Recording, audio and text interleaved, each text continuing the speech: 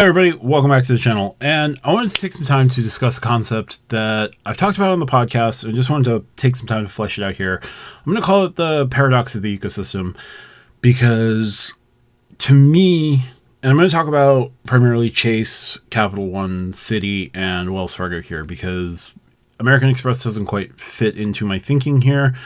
And American Express isn't necessarily a ecosystem that I think about too much.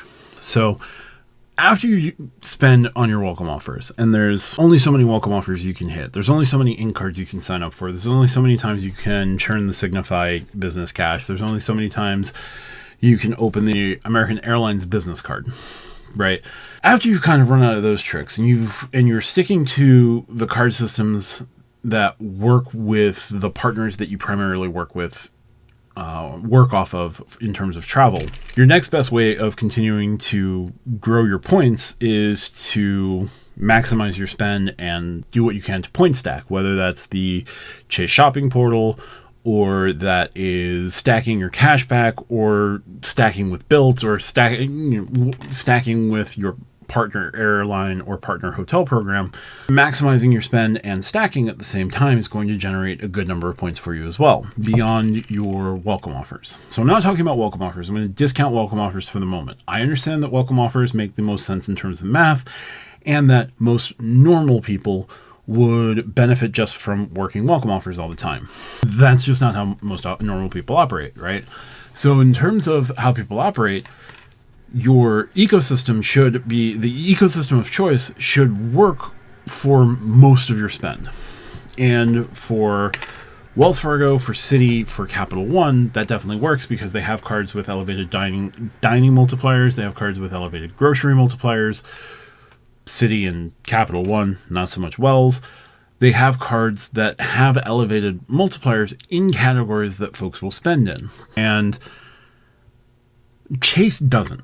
Chase has pharmacies, and then they've got dining across all of their cards. Your $0 annual fee card and your $550 annual fee card should not give you the same rate of point earning capability in dining.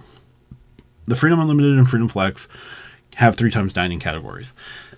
Having a dedicated gas and grocery category would be better than what they have now. And I beat up on Chase on this a lot because Chase just gives you a really wide travel category.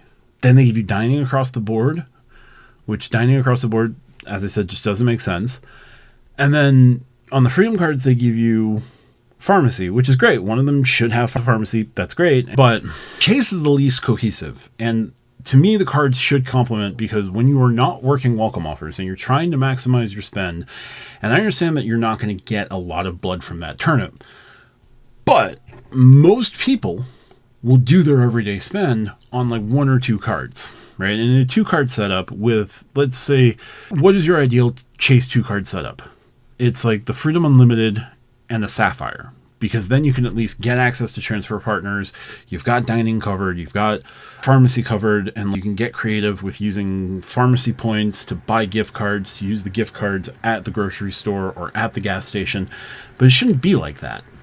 You shouldn't have to think on that on that next level. And that's my big argument with Chase. That's why I complain about Chase the loudest, because there should be the ability to get better categories, a better grocery category or a grocery category that's permanent. There should be the ability to have a gas card, and it shouldn't be something where it's, oh, well, you know, it's part of this special introductory offer to get the Chase Freedom Unlimited 5% gas and grocery for a year on up to $12,000 in spend.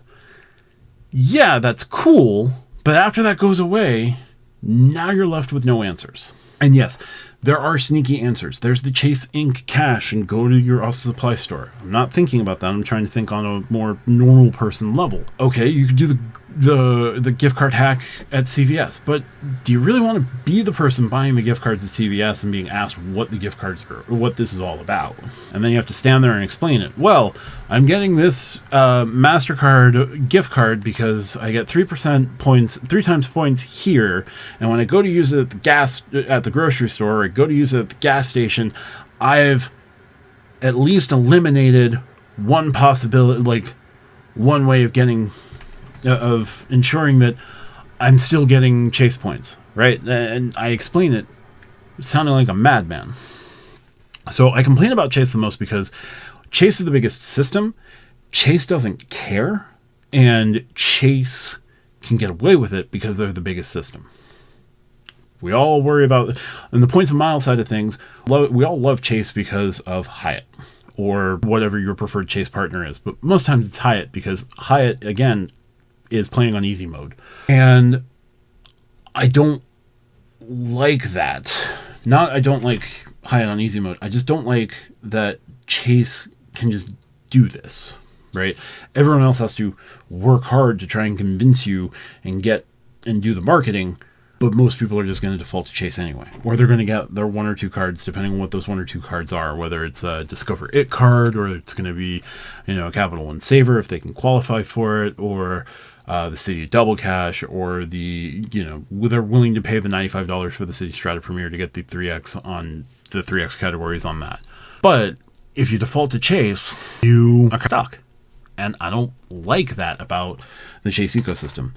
So when I talk about complementary, especially with Chase, there should be more there. But because Chase knows they don't have to give you more, they're not going to. And that's my big problem with it. So if I talk about Chase and I talk about complementary, this is why. So if you like what I do, hit the like and subscribe button down below. If you want to support me outside of YouTube, there are links in the pinned comment. Let me know your thoughts on complementary and this sort of paradox of ecosystem, just because ecosystems should work really well. And if you're going to come into the ecosystem and commit to spending on those credit cards, yes, you should be more of a credit card free agent. And yes, there's much more to be said about, just hit your welcome offer and move on. Just maximize the welcome offer as best you can. But there's different theories there as well. So yeah, not to discount that. That's just a completely different conversation. Anyway, let me know your thoughts down in the comments. Talk to you soon. Bye for now.